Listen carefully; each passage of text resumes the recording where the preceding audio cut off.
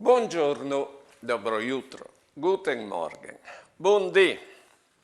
Lei c'è che Vigli Pirandello è un scrittore siciliano, ha avuto scritto. Prindi udicami me, tu has di mettiti intor lis mes scarpis e fa la strada quai fate io. Tu has di vivi i displases quai vut io. Tu has di vevut i miei dubis. Tu has di fatis lis mes ridadis. Tu has di vivut i ains quai vivus io, e tu has di fats i sbaglios quai fats io.